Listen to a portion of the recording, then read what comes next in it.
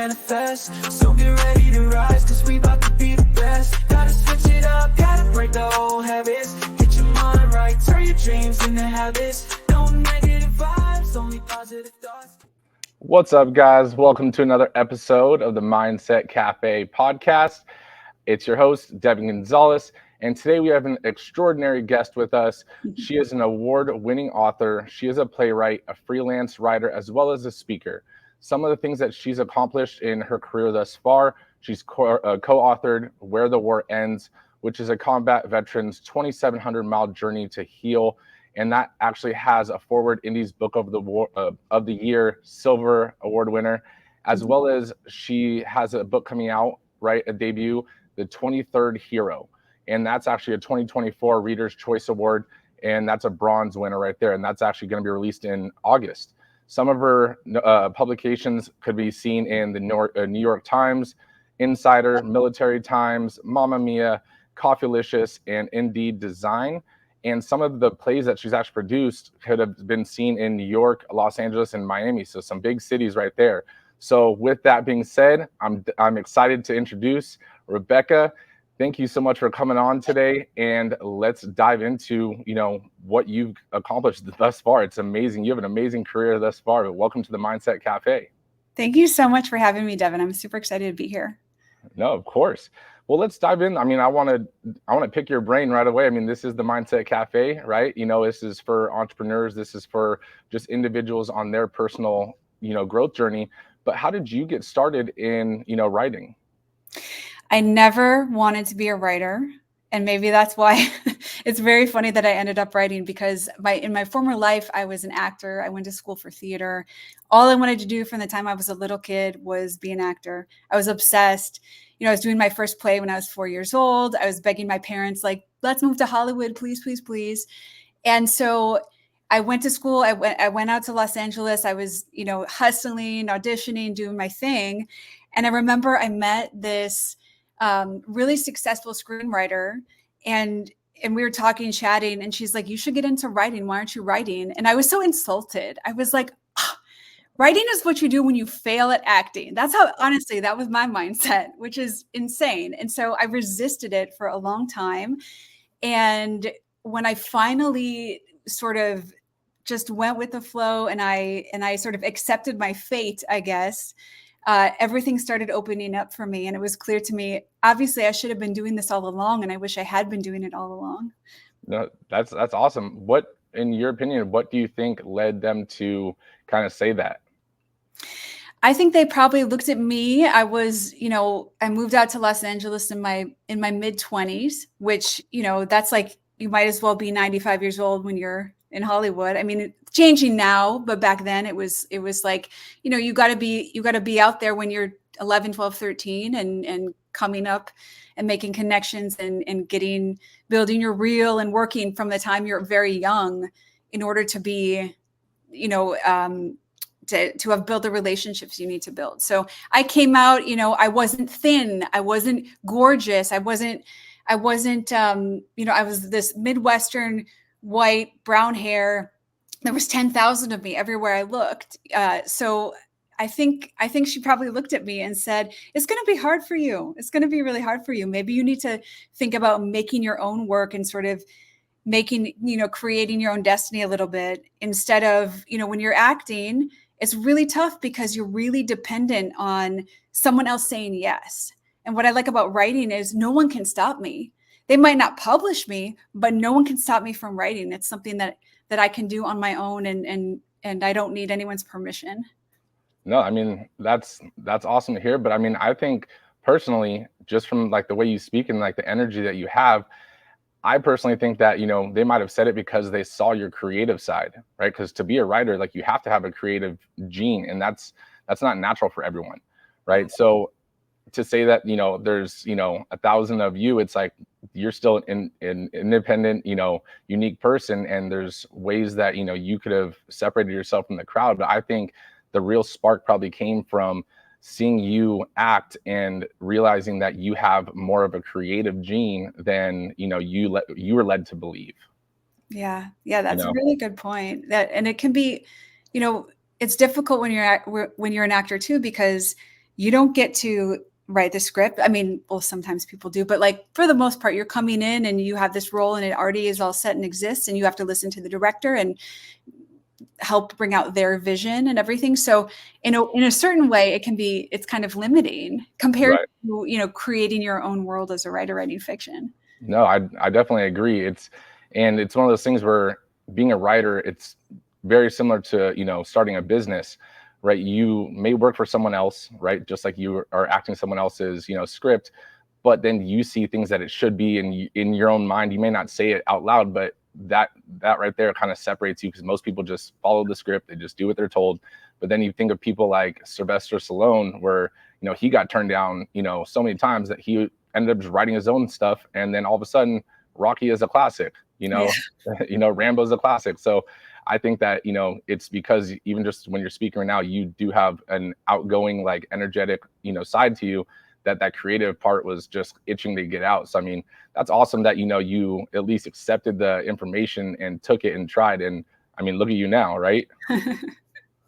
Yeah. It's funny too that you say it's when you're doing that beautiful introduction. It's funny to hear all that, because I don't think I think of myself that way when you're, you know, thinking of the successful and awards and everything. But I had lunch over the weekend with a teacher of mine she's the author of 5 novels. She's a Pulitzer finalist. She's won the National Book Award. And it's so interesting because I think you really have to kind of define success for yourself, because there's always going to be someone who has more or more successful than you. And so, yeah, I'm still working on that to sort of let where I am be good for now and let it be enough. No, I think that's a common thing with most people. I mean, I'm guilty of that as well. You know, me and my business partner are launching a fitness franchise, and, you know, we're basically newer in the game. And then you look at these other franchises and how they're killing it. It's like, man, like there's always going to be that person that is above you, but you have to also realize like how far you came in the last 5 years, the last 10 years, and just maybe even the last year. And sometimes you got to take that step back and be like, wow, I am doing big things and I am moving fast. I know I need to live in the moment certain times, but as, you know, a writer, as an entrepreneur, it's one of those things where we focus on what's next. You know, sometimes it's hard to take a step back and be like, wow, like I need to stop being so hard on myself. What inspired you to write The 23rd Hero?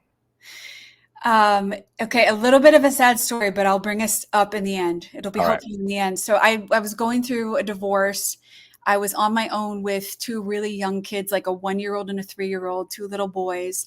I didn't know it at the time, but my youngest is autistic and he has lots of different challenges. And I was working full time. It was a dark time. I felt really alone. It was like right before the pandemic too. And then so that hit, and I needed an escape. I needed something to take me out of my life, because it was almost like unbearable. And I wasn't finding like I tried, you know, I'm drinking a bottle of wine every night. That just makes me feel worse. And then I'm trying to like binge watch. Maybe I can watch TV to get my mind off of it. And that wasn't working for me. And so I started writing to create a world that was the opposite of my own world. So I have this, you know, a bitter divorce. And so on the page, I'm creating this wonderful love story, like my perfect, passionate, fantastic love story. I have, you know, I'm a single parent. And so my characters don't have kids yet, that kind of a thing. So I was just sort of giving myself this outlet, this escape. That's all it was at first. I never set out to write a novel. I had no business writing a novel. I had never written on fiction in my life, not even a short story. So I had no idea what I was doing. I just wanted to not hurt. Okay. I mean, that's sometimes that need of change, or that need of just getting out of your own head, can lead to amazing things. So Yes. was that step for you writing your own book? That was after you had co-authored, you know, the other book. So when you wrote that book, was it more comfortable co-authoring it, or was it, you know, just someone else was going to write the book and you got asked to be on it? How did that process work? Yeah, it's really interesting going from one to the other. The memoirs, actually, I wrote it with my brother. So it's his story. He had the great story, the great true story. It's sort of a combat veteran coming back from serving in Iraq. and really struggling to come back to civilian life. And it's his journey, literally his 2,700-mile journey. He walked across the country to help himself heal. And so we worked on that together. But it's kind of like what we talked about before. It was his story. And so I loved working on it with him, and I loved, doing that for him. But there's not much. Memoirs, like what happened is what happened, and all you can kind of play around with is sort of the structure and the order of events and everything.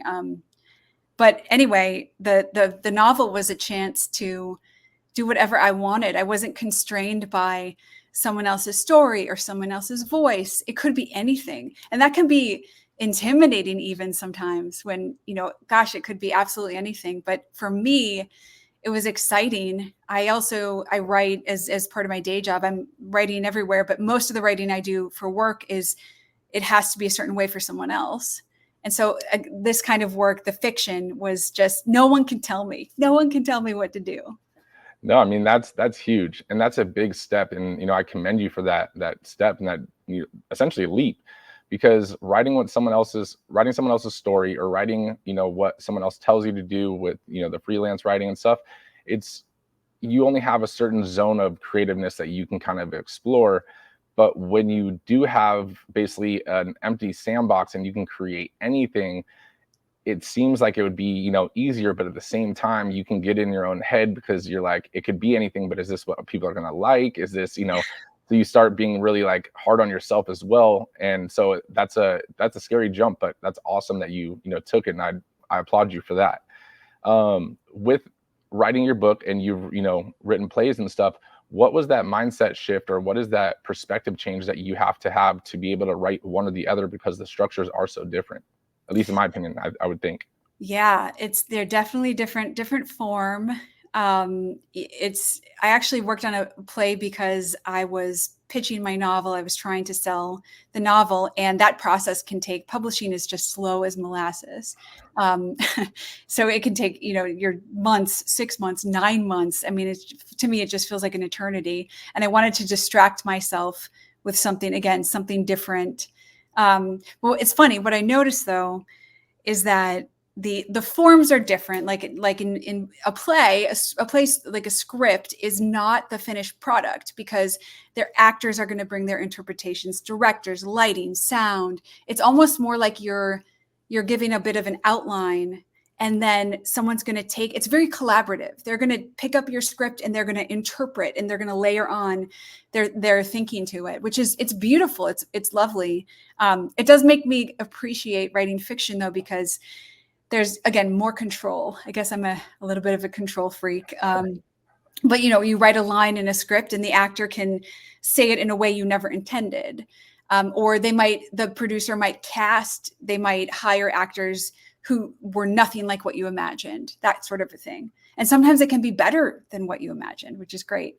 But the fiction is just a great way it is an end in itself. That book that's the finished product. And yeah, you have a little bit more control as a writer, I think. No, that's awesome. I didn't even think about that, but I think that would stress me out personally, if I was writing like a play, or even like a screenplay or something, because like you said, the actor can change up the wording or say it, like just the tone of your voice and how you say something can change the meaning of a sentence or a line. And if that's not the way you intended it, it could be kind of, stressful, but at the same time, you have to be kind of open-minded and stuff too. So I get that.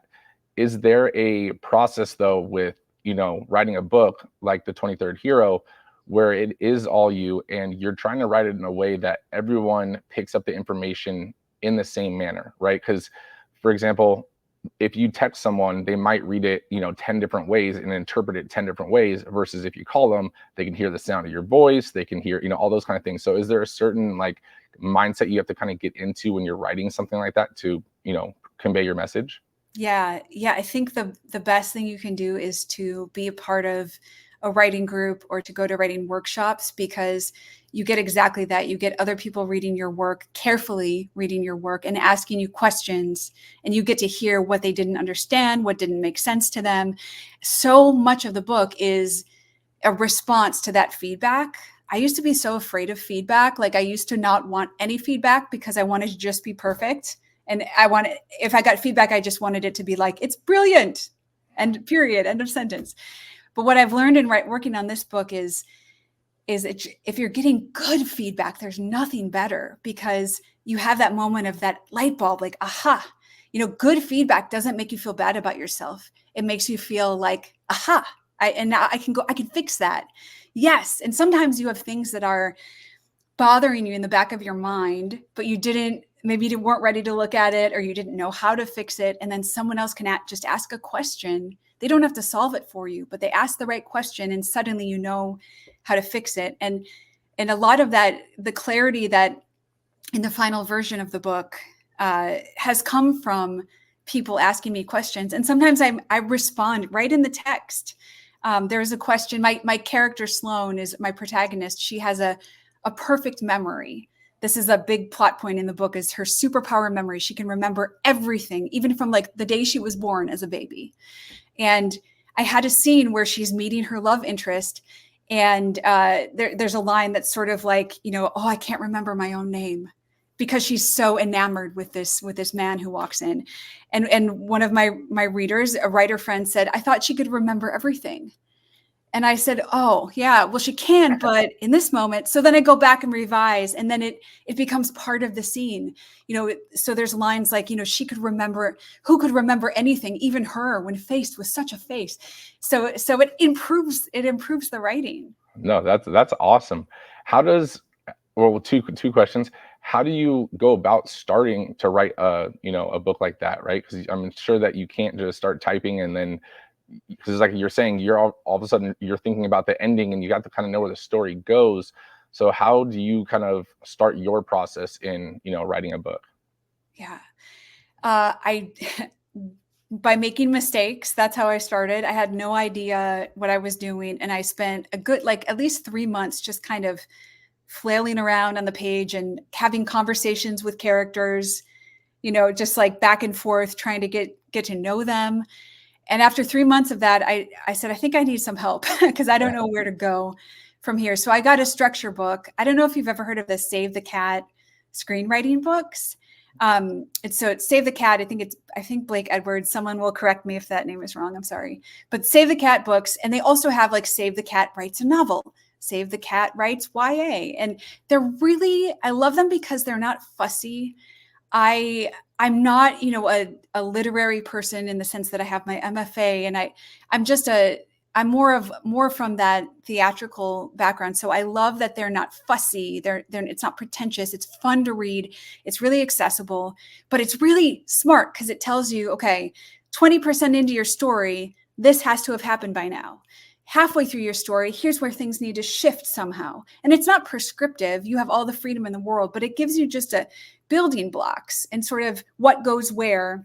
It also helps you think about things like, what's this story is about? What's it about? Is this a story about love or overcoming fear? Helps you focus on is there some sort of like a deep global, something that all human beings relate to? Help you find that deeper connection. Even if you're writing something like my stories is meant to be a really high octane adventure story. But ultimately it's a story about love. And so that book helped me figure that out. No, that's awesome. So, but with that, do you create a storyboard, or how do you know that you're 20% in? Because I mean, for me, I have high ADD, right? So I would start writing, and all of a sudden I would be halfway through the book and I didn't realize it, because we went off on 10 tangents and I had to figure out what they all are, right? So how do you structure your book before you start writing, or do you just start writing on the page and let it rip? I like to do sort of that book teaches you to do things in beats. So you have sort of these plot points, and I would go on a board, like a digital board, or you could do a whiteboard, and you don't have all the detail, but you at the midpoint, they're going to have it's going to be the love scene. That's their first kiss, for example. And at the end of the story, she ends up in Thailand. At the beginning of the story, she's in Vancouver, that sort of a thing. And so we don't know every detail, but we have those, it's sort of like stepping stones to sort of guide us. And what's interesting is that it will change. So you can't hold on to it too tightly, but it gives you sort of just a framework to play within. so like you'll go through and you outline everything, and you just have to be flexible to say, it's okay if this changes. Because in writing the actual scenes, you might realize, oh my God, she's actually a vegetarian. And then you all have all these scenes of her eating hamburgers that are going to have to change. But it gives you some kind of somewhere to focus a little bit. Yeah. That definitely makes sense. So with you, writing plays, you've written, books, not just one book, but books. Have you ever thought about or had the desire to, write like a screenplay for like a movie? Yes, and I've written short screenplays. So when I first got out of school, that was my jam. And we would back in the day, this is like pre-TikTok, when YouTube, it was all about YouTube, and we would friends would get together, actors, producers, writers, and we would create our own content, and we'd go out and we'd shoot it, and all to build up our reels. And it's hard to there's so many more actors than there are jobs for actors, and so we're trying to make our own work and put stuff out there. But it's funny because I've had an easier time getting a book published than I ever had getting someone to read my screenplay. So I'd have screenplays and I wasn't like, I don't know, meeting the right people or not in the right rooms, or I just couldn't kind of break in. But in the publishing world, the nice thing is it's still a long shot, but at least there's a process where you can try. Like you can query and email literary agents, and sometimes, they will write back. So there's just, at least maybe it's changed. I hope it's changed. I wish there was a process like that. If you have a screenplay, like a legitimate, not like I'm paying you $700 to read my script, more like like in publishing, like you can legitimately query an agent, and sometimes they will like what you did and want to represent you. But I am working on a new project now, and I think it'll make a fantastic romantic comedy, but I'm going to write the novel first before and then hope someone will make it into a movie. Oh, there you go. I mean, that's always cool when you see like a movie and then you realize it's based off of a book. I mean, that must be an amazing feeling as like an author, that someone was like, this book was so amazing. Like, I know there's not everyone that reads, like people need to know this information. People need to see this story. So that when that does happen, I mean, again, you've already had so many like accolades so far. Like, I think that, that's not out of the picture for you. Oh, right. So yes. Fingers crossed. I believe in you. You just got to keep working. But I mean, look, your book's not even done, or you're not even fully debuted, and it's releasing in August, right? And you're already on your next project. So I mean, it's already on to the next. So that's that entrepreneur, kind of mindset. So how do you feel that, when you've had your plays and stuff in New York, in Los Angeles, and Miami, how did you go about getting those, scripts, shown or seen so that they were able to be, accessed? Yeah. In New York, I had friends from school who had their own production company. I never got to see when they did it in New York. So they had the script from me, and then they produced it. LA, we had sort of like a weekly open mic sort of situation night. So like creating material for that and then putting it up in front of everyone and casting it and producing. In Miami is where I went to school. So I was studying theater there. And when I was in school, I could write my own stuff, and I had really good access to great actors and great spaces to put work up. And then recently coming back to that, I've been super fortunate because just coming back after many years away, found a theatrical home here in Milwaukee who just produced my first full-length play this past spring. And then it's also going to be produced in Texas in the fall, which I'm very spoiled, and people are telling me, that's like pretty hard, right? And I was like, oh, like it's hard. It reminds me of Elle Woods. But no, it's hard. It's really hard. And I wish I had kind of started earlier and stuck with it and had more material, because like, that's it. That's all I got, just the one. So I probably need to get to work on something else.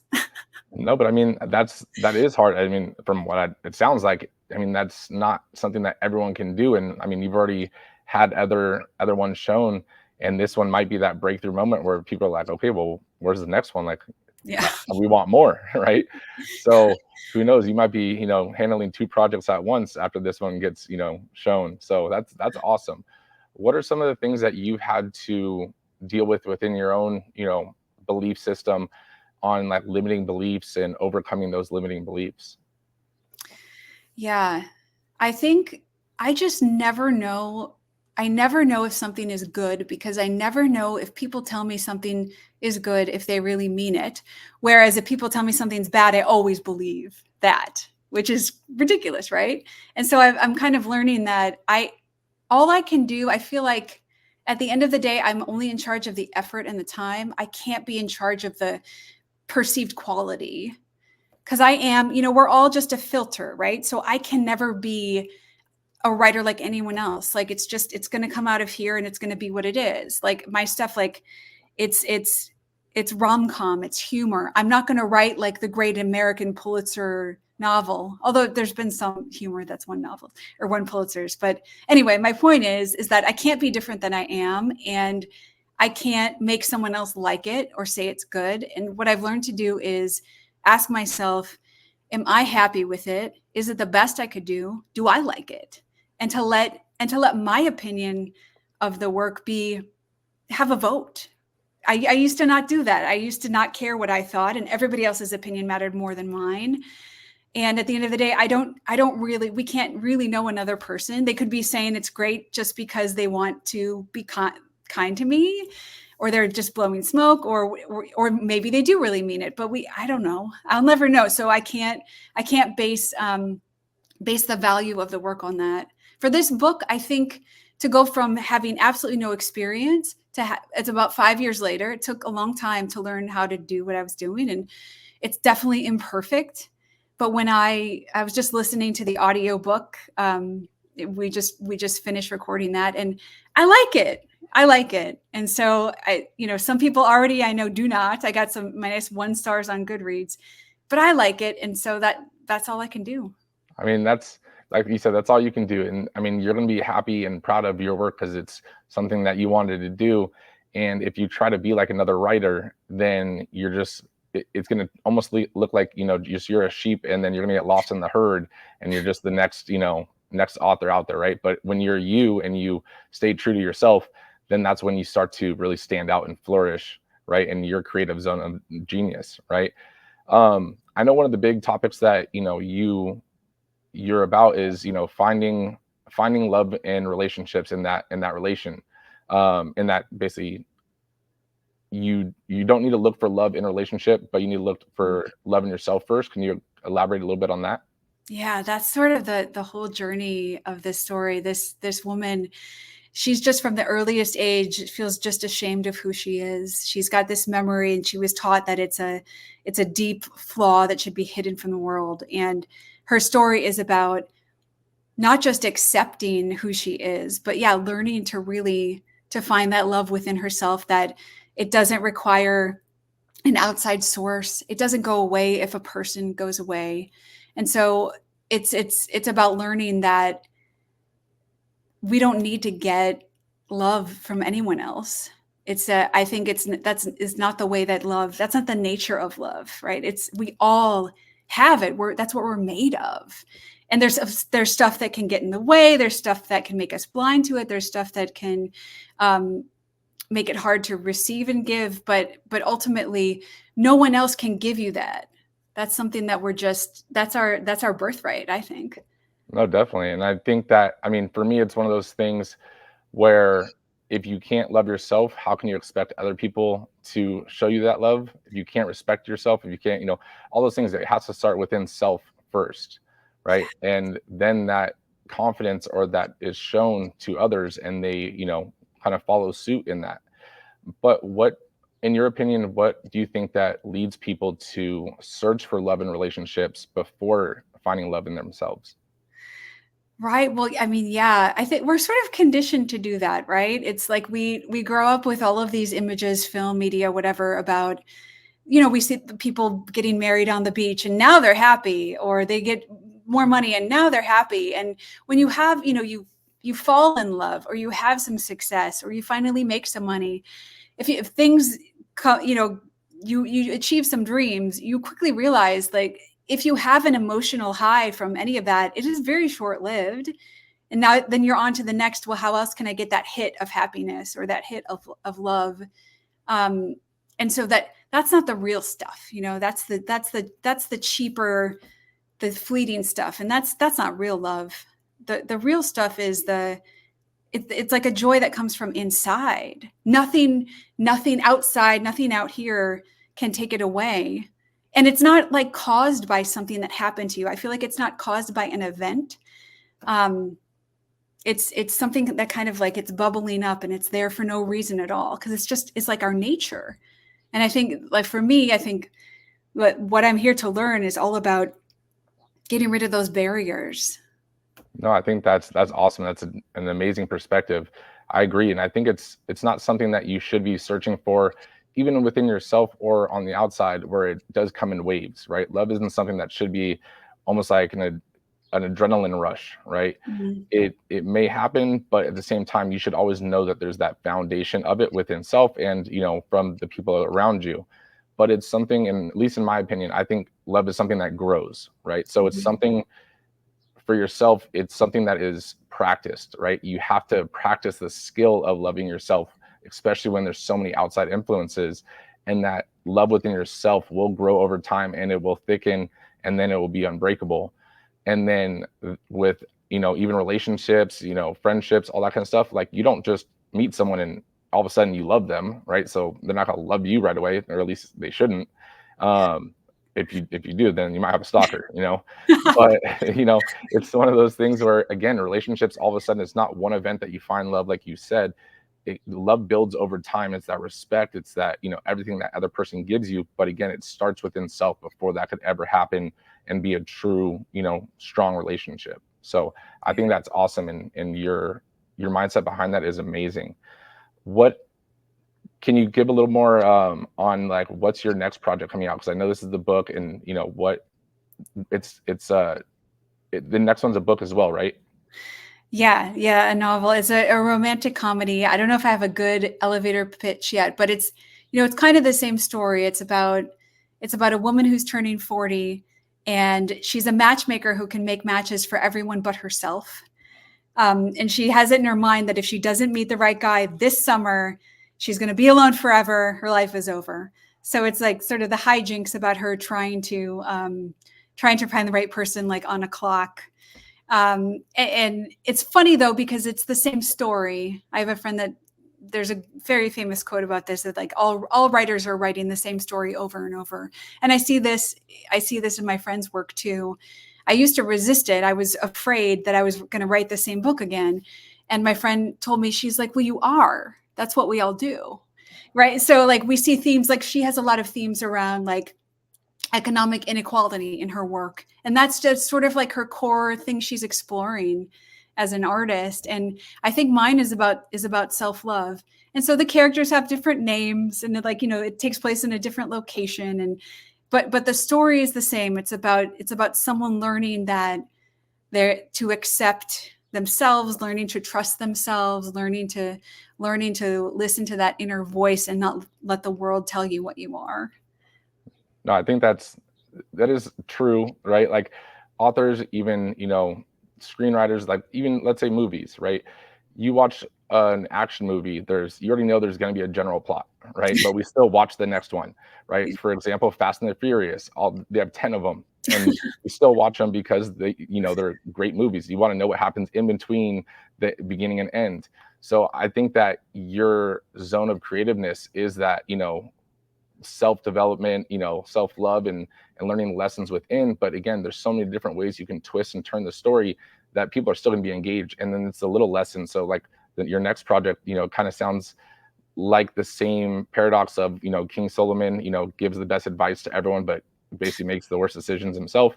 Like, which is, people don't realize that, but everyone does that. Like, me in the fitness space, like it's easy to give someone the advice, but when you give yourself the advice, like you also start talking yourself out of it in your own head, right?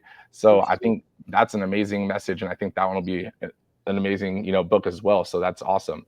So before we wrap up, though, I like to ask one hypothetical question, right? It's fun. Let's say everything that you've published, accomplished is gone, right? You have one legacy message, right, that it gets to get left on basically a tombstone, a wall, right? Just basically, this is, Rebecca's, legacy message. What would that message be from your journey this far? It's going to get better. It's all going to be okay. I think in the end, we just love and whatever your God is in your mind, whatever that means to you is so, Elizabeth Gilbert says, God is so big you can't miss.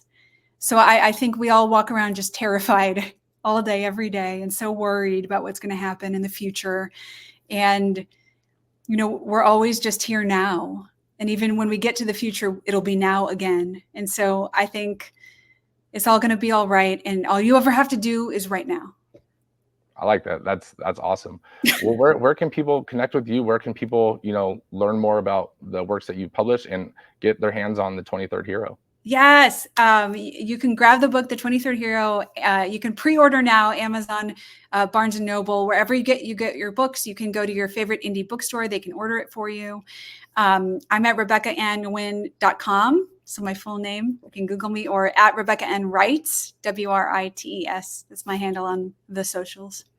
Well, that's awesome. I'll definitely tag your information in the show notes. So guys, make sure that you grab yourself a copy of the 23rd Hero and stay tuned with, all the work that she is doing, because I guarantee that her books are going to be published into a movie sooner or later. But thank you so much for coming on today, Rebecca. My pleasure. Thanks, Devin. This has been great. Well, I'll definitely keep my eye out to see that next book as well. But I can't wait to, I know you sent over the 23rd Hero, so I'm going to be diving into that as well. Thank you so much. Awesome. Sure thing. No negative vibes, only positive thoughts. This in the game of life, mindset calls the shots. Got my mind on the prize, I can't be distracted. I stay on my grind, no time to be slacking. I hustle hard, I go against the current, cause I know my mind